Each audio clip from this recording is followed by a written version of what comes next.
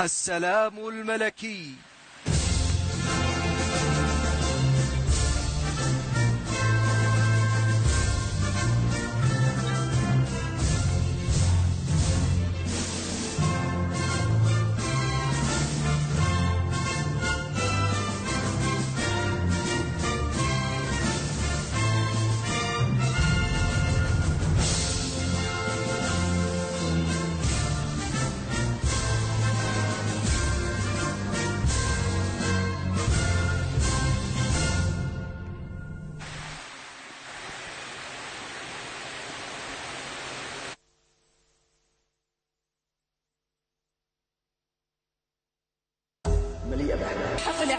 منذ اللحظة الأولى لعام 2024 لم يكن مجرد عام جديد، بل كان فصلا جديدا في قصة الإعلام السعودي. لقد اتفقت مع زميلاتي وزملائي منذ اليوم الأول أن نسمي عام 2024 بعام التحول الإعلامي.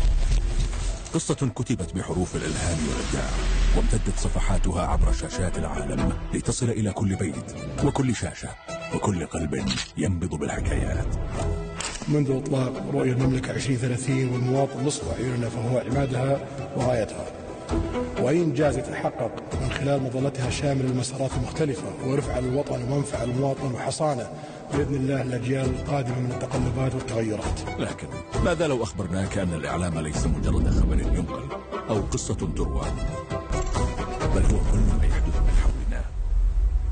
World Cup 2034 will be Saudi Arabia. كل إنجاز يسجل، كل مشروع يدشن، كل تجربة يعيشها زمن، وكل هدف يتحقق. السياسة. To end the horrible war in Ukraine, I've spoken with President Putin and President Zelensky, and our teams began negotiations this week in Saudi Arabia. I want to thank Saudi Arabia for that. That was so great. And in particular, we have to thank Crown Prince Mohammed bin Salman for hosting these historic talks. التعليم، الاستضافات الكبرى، السياحة. I can confidently predict that Saudi Arabia is going to be the #1 tourist destination in the world. الترفيه، الثقافة، وغيرها من المجالات التي تجسد طموح أمة تتطلع إلى الريادة وتصنع المستقبل بكل ثقة. واليوم لم يعد الإعلام حكرا على القنوات والمنصات الكبرى، بل أصبح في يدك. نعم، أنت إعلامي، أنت تحمل هاتفا، يعني أنك تملك نافذة على العالم، وما تنشره هو رسالة تمثل وطنك. فكن صانعا للصورة وسفيرا يعكس أصالة المكان الذي تنتمي إليه، لتكون مؤثرا. وفي عام التحول والتحولات كان الإعلام السعودي يواصل تقدمه، يعزز حضوره ويفتح أبوابا جديدة للمستقبل، المستقبل الذي يروى اليوم بلسان الإعلام.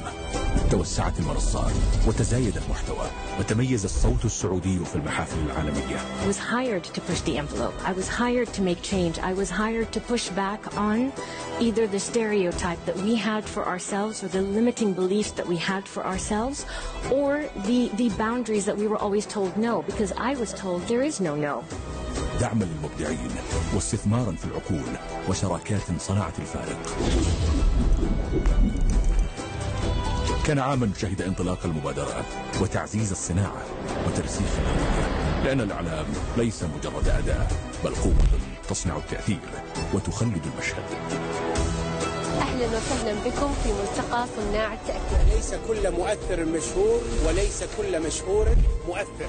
غطينا، شاركنا، أبدعنا، وثقنا حكاية الوطن بكل تفاصيلها وأمجادها وبكل ما هو قادم. ولكن هل انتهت القصة؟ لا، فالإعلام لا يعرف التوقف، والمملكة لا تعرف المستحيل.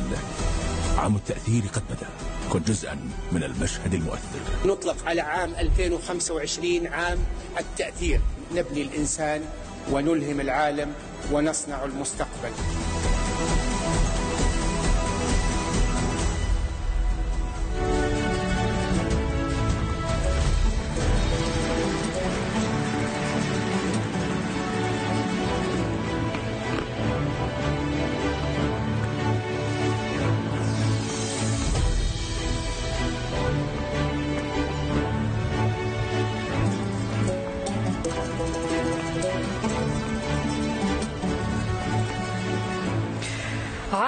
مضى كحكاية سطرت في سماء الإعلام، أيام انتهت بمنجز باق يقودنا لما هو أبعد. من التحول إلى التأثير، وخلال أكثر من 300 يوم إطلاقات تجلت، مشروعات دشنت، إلهام صنع المشهد، وحراك لا يتوقف في أرض التاريخ والمستقبل، أعمال وطنية سطرها الإعلام.